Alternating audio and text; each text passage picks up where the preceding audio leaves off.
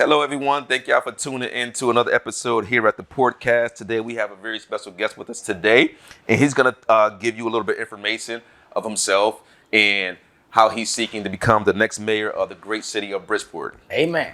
All right, do you mind introducing yourself? My name is John Gomes, and a pleasure to be here. And thanks for the opportunity to speak with your audience, not only about my vision, really the opportunity we have collectively to really create a new movement, not only a political, social, economic movement, but along with a legacy that we're going to transform Bridgeport with this election coming up on September 12th. So let's talk about experience. For people who may not be familiar with your resume, can you talk about your experience and how they align with becoming the next mayor of the city of Bridgeport? Most definitely. One of the things is that not only it's my experience that I live Bridgeport. It's my experience as a resident, as a small business owner, as a person or kid that went to the school system here. I understand the trials and tribulations that we go through in the street, but equally important is my understanding and experience within the municipal government. So I came here back in 1981, no mother, no father, and I came from Cape Verde Island. Like many of us that comes here as an immigrant, we come looking for that American dream. And education was my shelter. Here I attended Columbus School, Blackham Central. I went on to attend University of Connecticut. I graduated there focusing on marketing. Then went on to work in the corporate America to go through the trenches and understand the professional world, the culture of the professional world, and what you have to do to go upward as far as achieving certain goals. My area was sales. From there, I finished my master's in international business. I moved to Miami.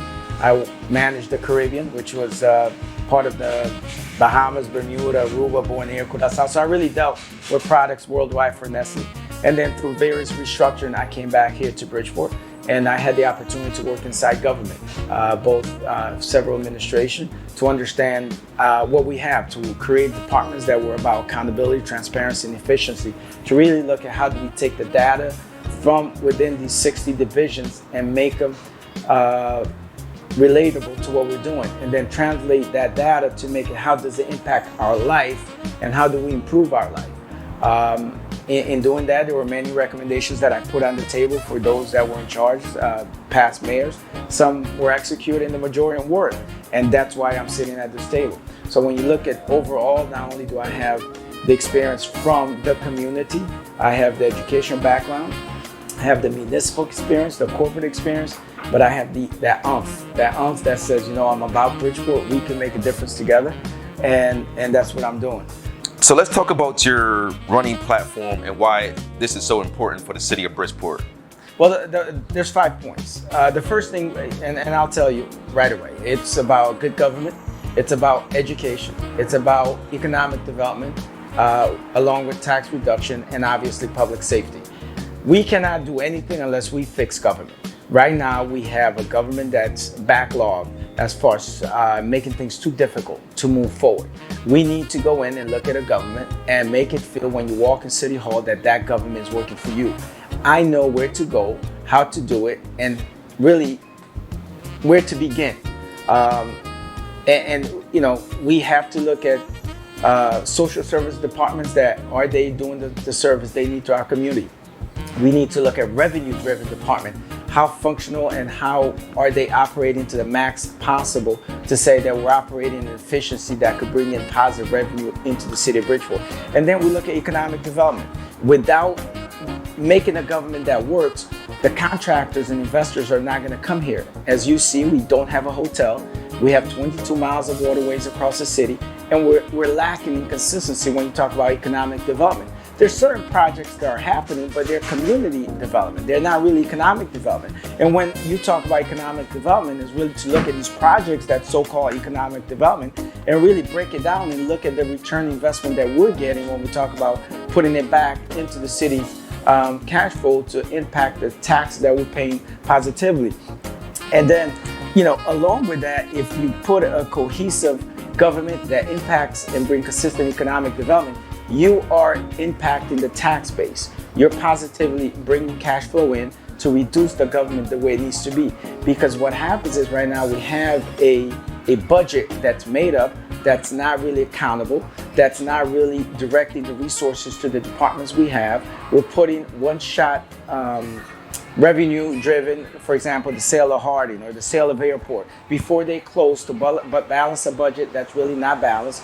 We're taking vacancies and we're putting that savings where they're really not savings, because we're simply not filling those positions. And in turn, we, the residents of Bridgeport, are suffering the consequences, because when we go into municipal government offices, we're not getting the service we need to be. And lastly, it's about education. Education is the funnel. It is the pivotal point which makes us a community that attracts others, because it is that centerpiece. Because any person that's looking to come into Bridgeport, they look at a couple of things. Number one is education. Second is economic development, and crime is the other one. So if we put economic development right up on par, we fully fund the educational system and create a partnership with the Board of Education, where you have a mayor that attends the Board of Education meeting, walks in the hall with those students, talk to the unions or the teacher unions, make sure they have a fair and comparable salary, and the resource they have in each classroom is enough to support the curriculum they're trying to do.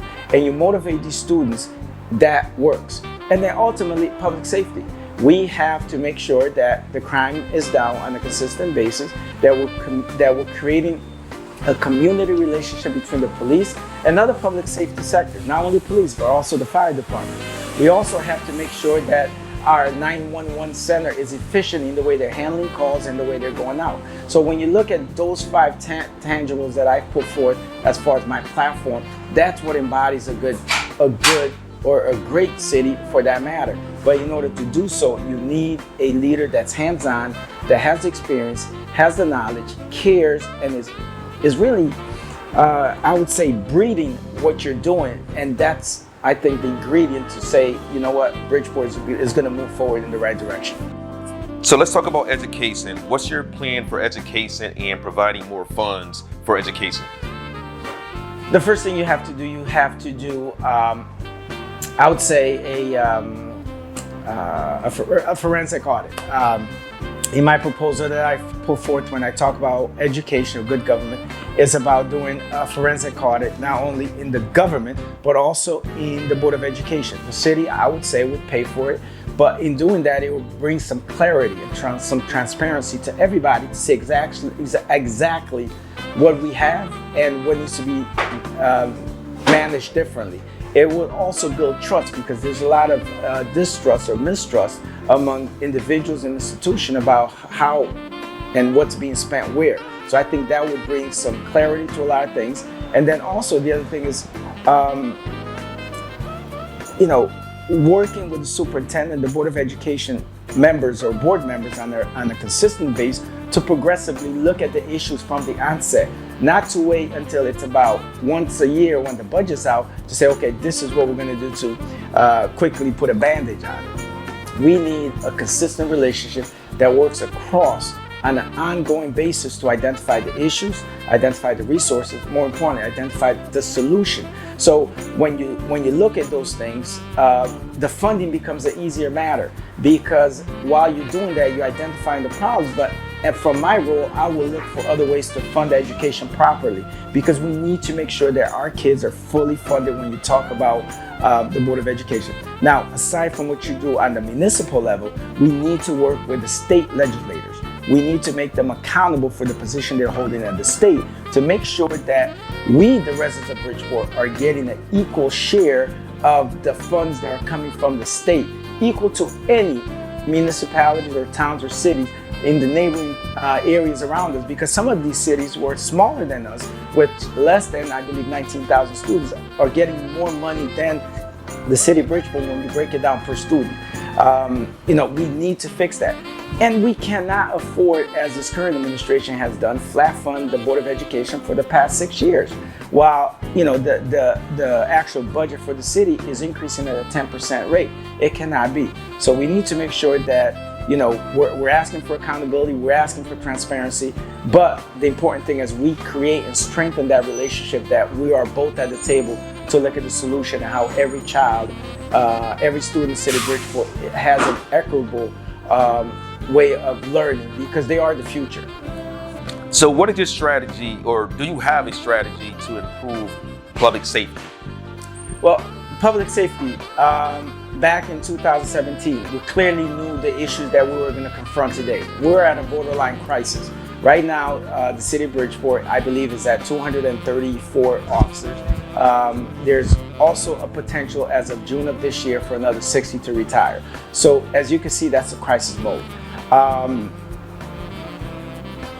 In the proposal or the policy that I put forth, one of the ways that I said to address that relatively quickly is to bring back on a part-time basis the retired officers that are currently retired from the Bridgeport, which are currently still certified by the state. You bring them in to handle non-emergency problems, 911 calls, some traffics, or other things that they can handle to alleviate the patrol officers from allocating their time accordingly. Because in the city of Bridgeport, we get over 100,000 calls a year, and that's, you know, with a manning of less than 200 or 200 and something, that is a lot. So, you know, that's the other part we need to do. We also need to look at technology. How do we create ways of reporting certain crimes or certain accidents directly online without having to call 911? Certain accidents report can be done online, the report printed directly online or download, so that reduces some time as well. And then the other part is we have to look at how do we provide the resources to the police or the 911 or the fire department or the 911 to make sure they're doing the job that's necessary in a timely fashion that we need here in the city of Bridgeport. And lastly, I would say community policing. We need to make sure that we engage the police, the fire department with local businesses, local neighborhoods. We need for them not only to walk, but to interact. We need for them to know who is the owner, just like the owner needs to know what police shift is changing, what time, who's the sergeant in charge, who's the lieutenant, so we could be proactive, but at the same time, strengthen that relationship between police and community. I think those are some of the simple things that we could do, but obviously, as you know, getting in there and you know, based on my past experience, there's a broader aspect that we would definitely work on more hands-on to improve the overall community, police relationship, municipal or the administration with police, in making sure allocation resources are done accordingly. And also the other big thing that we have is that a lot of police officers are leaving the city. They're saying their salary is not comparable to other municipalities. That's something that we need to look at. And we also need to look at the benefit costs. We have 12 unions in the city, and the police department is one of them. We need to bring everybody to the table so we can look at how we could maximize our purchasing power as an entity. Because the city of Bridgeport, it's really an entity. You have $1 billion worth of business, as let's put it that way, a year. We need to look at how do we maximize that when we talk about companies outside, to make sure that we're getting a fair share, not only on the cost, but the benefits we're receiving. Okay, and what's your approach to more housing and, more importantly, affordable housing here in the city of Bridgeport? No, without a doubt. We have to look at affordable housing. I think when you look at the master plan up to 2029, they're saying we're looking at some 6,000 and change affordable housing. I would say, you know, let's go up to maybe 10,000, if that.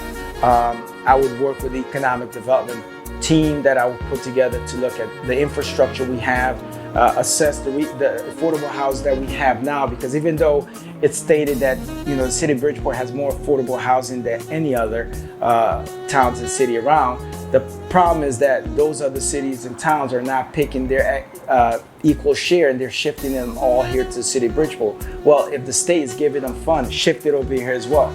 And that's part of the things we need to look at the state level. But also we need to look at certain points for affordable housing, because it has to be tied up with transportation. It has to be tied up with accessibility to walking distance of food entities such as restaurant and grocery, because many of the residents that live in affordable housing per se need that feasibility, not only to transport from and to work, but also to walk as far as getting you know, the daily necessities that they need. And the other thing that there is that stigma when you talk about affordable housing. Affordable housing simply is a ratio that they put based on debt to ratio, on debt to revenue ratio when they do a loan. It's whether you say affordable housing or mixed housing, it's somewhat very comparable. It's the same. So we have to look at it. And also within the Bridgeport, we have Park City Housing now, which has ownership of not only like the Greens or PT. You got to look at the current condition of those houses now, and how are they up to par, not up to par, and invest on them correctly. Because no matter where you at, you need that quality of life, and you need to be comfortable where you at. So I would be working in partnership with them as well to make sure that affordable housing is something that's a priority when you talk about this administration. Okay. And how would you attract more business with good paying jobs here in the city of Bridgeport? That has to be done through economic development. Under my vision, when you talk about economic development, we have to look at different sectors. We have to look at the energy sector, entertainment sector, hospitality sector, education sector, banking sectors, to bring them into Bridgeport. Because one of the things that we don't have in Bridgeport is an entity that we could say that's an industry that identify us with Bridgeport. So we need to make sure that economic development identifies those entities and attracts them. How does that happen is a relationship that have to be fostered between municipal government and those companies that we will be talking with. Because one thing I want to do when we talk about economic development, I want to bring skilled jobs so the money that we make stays in Bridgeport. And the other thing when we talk about economic development, one thing that's that I'm very aware and conscious of, is about gentrification. I don't want our history to leave Bridgeport like it's happening in many cities from Massachusetts to Rhode Island and so forth, because when development come in, the rents and so forth are so high, affordability is not there. So I want to make sure that everything's par to par. When we talk about economic development, we talk about housing, we have to talk about jobs, because we have to make sure that we have the skill set of jobs here to attract, to retain, and to maintain not only the people here, but the money that's going to be made here in Bridgeport. And why do you think more businesses and investments haven't been established in the city like the other major cities here in the state? Well, here in Bridgeport, number one is the stigma, and second is the government. We have a municipal government that's not friendly to private sector as far as investing in Bridgeport. We have a trench of certain selected few that look for interest for their own group and bring those. That has to be changed. Under my administration, I want complete transparency. That's why when I talk about efficient government and revenue-driven department, one of the key ones we talk about the building department, zoning department, fire marshal, engineering. Those departments has to be efficient in the sense that we can't afford bottlenecks. We cannot afford a contractor to come in, put a contract or a permit in or file for a permit. It has to wait 8-9 months or a year for a permit. It's ridiculous, because what's happening, the cost of materials is going up, and they're having probably options to go elsewhere. So we need to make sure that our government's transparent, is friendly, and works directly to attract those contractors, investors, no matter how big or how small.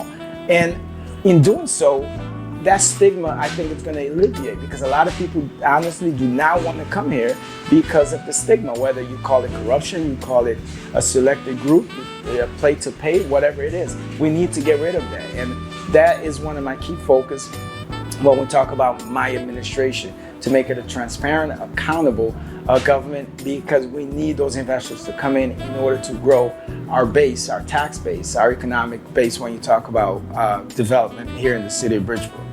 Okay, in your opinion, the role of city government is?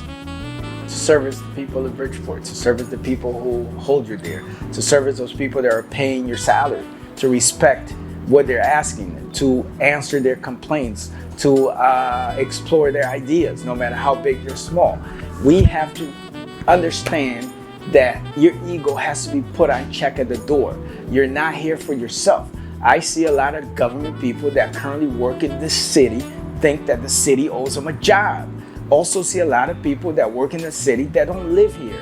And I'm talking about the top administration. They don't spend nights, they don't spend the weekends, they don't spend holidays, they don't spend even the money in here. They get off the highway and on the highway, and that needs to change.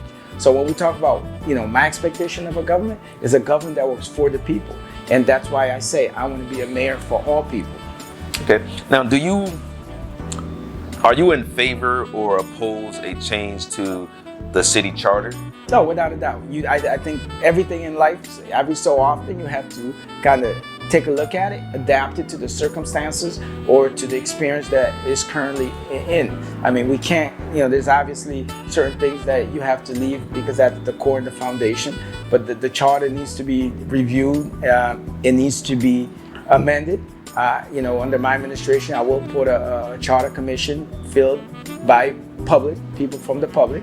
We will have an open forum as far as getting opinions from the public as far as certain areas of the charter that needs to be reviewed. I think the other thing is also to make the charter accessible. I think also it's an educational process to allow the people to understand what the charter is about. I believe the charter has only been amended 2 times. And I think the last time was over some years ago. So those are things that we need to touch to, number one, open a forum, give the people an understanding what the charter is, and also once they understand it, then they could tell you know what, this makes sense, that doesn't make sense, because the language somewhat is blurred because it's so much tied with legalities and the verbatim.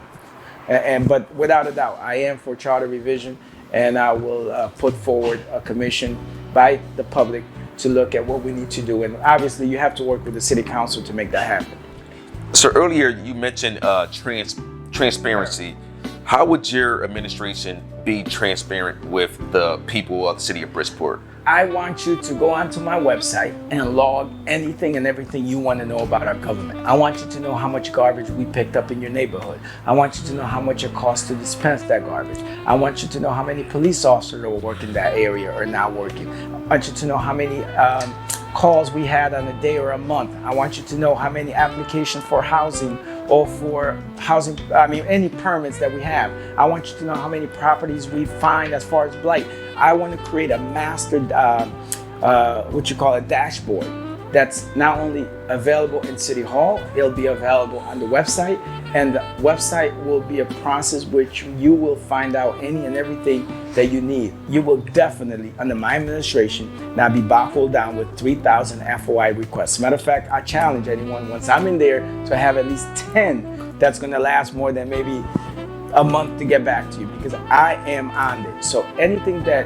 the city needs to be transparent about, I will definitely put it forth.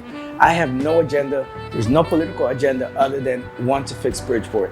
And I'm running because I feel that the frustration, the pain, the anger of the residents of Bridgeport, and when I'm in there, God willing, is to reflect those needs and those voices that have been silenced.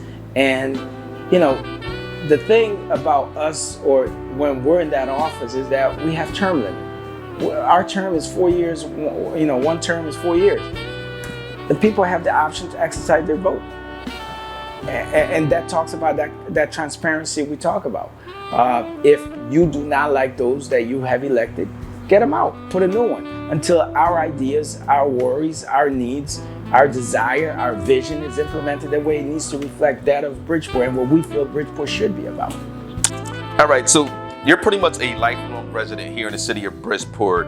Can you give the people a little insight of your leisure time in terms of what you do here in the city? So let's say you have family and friends who are coming into town Friday evening and leaving Sunday evening.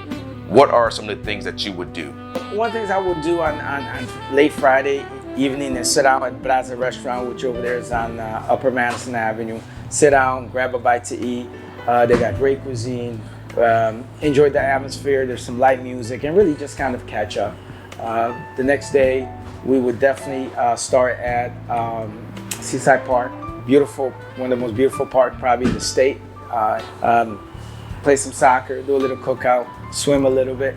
Once we're done there, depending what time it is, we'll do a little culture on the east side. We have Ceviche restaurant, great Peruvian food, hang out over there for a little bit, and then probably kind of come over to Don Rafael, the Hollow, sit outside with a little cognac and smoke a little cigar with some caipirinha or mojito, whatever you want to call it, and then kind of let the night dwindle. I might check out a couple of the local bars. We got Omanel with the bar there. We have Evolution Sports Bar over here. Hang out there.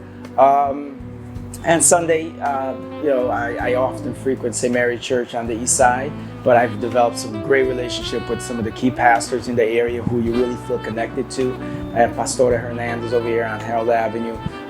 So, either there or St. Mary Church with Father Torres. And then, the day will dwindle. Maybe we'll do a little ride through Grizzly Park, check out the circus with the kids, my granddaughter. And from there, we call it a weekend. Okay. That's kind of what I'm thinking. All right. But if you know other places, recommend it to me. That was a little bit better. So over the next 3.5, 4 months, when the people of Bridgeport hear the name John Gomes, what should resonate with them? My mayor. A mayor that's really going to reflect me. A mayor that's going to change the course direction of Bridgeport. The mayor that's going to be for all people. The mayor that when I need him, he's going to be there. A mayor that's not going to change. That's going to be the same corner store, same bodega, same bar, same restaurant, same church. That's going to have the same phone number. And that's really what I want to be, because I'm humbly asking the people for their support, to give me an opportunity to be their leader in the city of Bridgeport. And I'm ready to take on that responsibility and execute and get rid of this burden and this stigma and this cloud, this black cloud that so long has been over Bridgeport, because we deserve better. And we have the resources, we have the people, we have the food, we have the music, we have the tradition, we have the education institution, we have the arts, we have some talented youth in the city of Bridgeport. And I think we could do it. We just need to, understand where we're at, and more importantly, know where we're going to be. And we can only do it united. And I promise you, I will not let you down, but I need that one chance. And it can only be done with your vote. Okay. And how can people support your campaign, volunteer, and get in contact with you?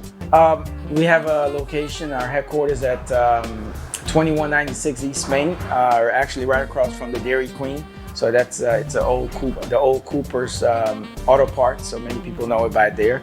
We also have our website, johngomesformayor.com. They could check that out. We have different policies and different events that's going on, but we also have areas for them to comment and also to volunteer. And also, they'll see me all over. So, but I think one of the key thing is 2196 East Main. Remember that. That's our headquarters. And johngomesformayor.com is our website. We have all the information there. And also, I'm on all social media. I'm on my campaign's on Facebook. It's on Twitter. It's on Instagram. It's on YouTube. So they could feel free to go on there and leave a comment, suggestion, or actually their information, how they could become part of my campaign. All right, John, I thank you for taking time out your busy schedule to sit down with me and tell everyone about your platform and why you should be the next mayor of the city of Bridgeport. I really appreciate it. No, thank you for the opportunity. I thank you for what you're doing. I encourage you to keep going. I'll tell you, Firestone was done in the garage. Walmart started in the back of someone's porch. Amazon started with books, so everything's possible. The thing is to have the fortitude, the vision, the energy, and the charisma that you have, and you'll go far. But I thank you for being a resident, a voter, and I'm here. Thank you again. All right, thank you, John.